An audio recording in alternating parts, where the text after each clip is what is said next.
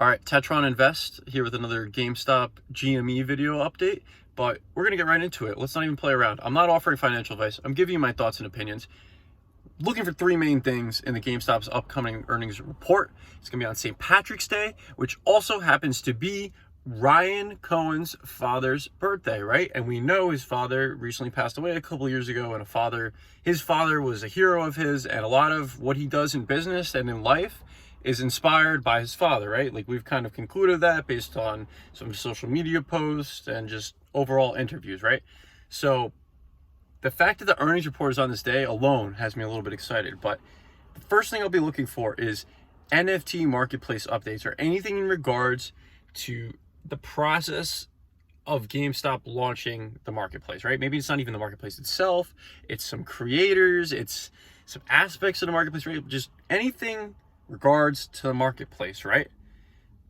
Which, I mean, at the end, guys, if we don't see anything on this earnings report, it doesn't mean I'm going to sell. It doesn't mean I'm going to go, oh, I don't believe in the company anymore. No, I'm still going to hold. I'm just saying what I'm looking for, what I think might happen, what I'm going to observe, right? That I'm going to be looking specifically for any writing regarding NFTs, non-fungibles, digital assets, right? I'm just going to look for keywords like that and try and get more in depth when I listen to the earnings call and read the actual report word for word, as I always do, because I'm a massive investor. So it's worth in my personal opinion, it's worth my time reading the report word for word in depthly multiple times, right? So those are the kind of keywords I'm looking for. Secondly, the second thing I'm looking for is top line revenue growth, right? Of course, positive EPS, which we're supposed to get positive EPS because, it's the fourth quarter that we're seeing reported for 2021. So that's Christmas time, for any retailer or traditional retailer, whatever you want to, dying retailer, as the FUD campaign's called GameStop, dying retailer. As if they're not, with 1.4 billion in cash, no debt, moving towards technology and hiring all these amazing executives from amazing companies, but we won't even get into that.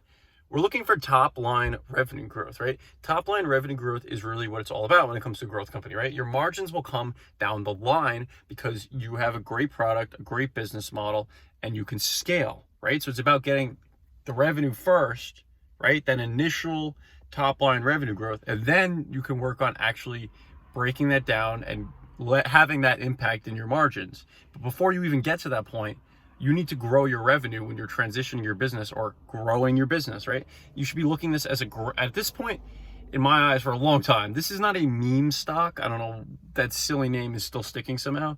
This is not a meme stock. This is a growth stock. You need to look at this like a growth stock. Well, actually, you don't need to do anything because I'm not an advisor and you're your own individual. But personally, I'm looking at this as a growth stock. So I'm looking at top line revenue growth as the top factor here. Of course, a fat EPS surprise would be nice. Would I complain about that? Absolutely not. More net income for the company. But will I be concerned if it's not the expectation? No. Will there probably be fun about, oh, GameStop misses EPS? Probably. I mean, look at what mainstream media does in regards to this stock. Okay, and that leads me to my third and final thing I'll be looking for in this earnings report. And this might even be the most important one.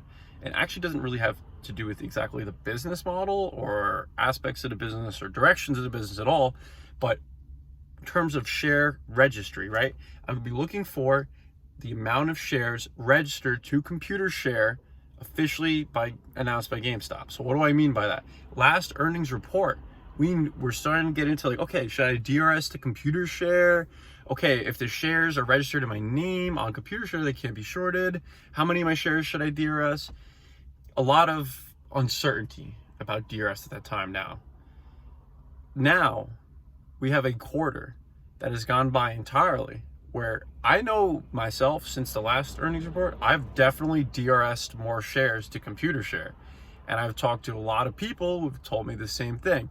And from what I can read and understand about the general sentiment around this, a lot of people were uncertain in the early stages of it, right? So being that they were still uncertain, they had to kind of watch and observe and decide, okay, is it worth DRSing? And now we see a lot of people have. So if that count was 5.2 million shares last time, it could be 10, 15, 20 million shares this time. It's really hard to say, but I will definitely be keeping a close eye on that number, as the publicly registered float is only supposed to be 75 million. So as we creep towards that, you start to wonder, Where are the shares? When does the music stop? We'll see. Excited for this week. Happy St. Paddy's Day.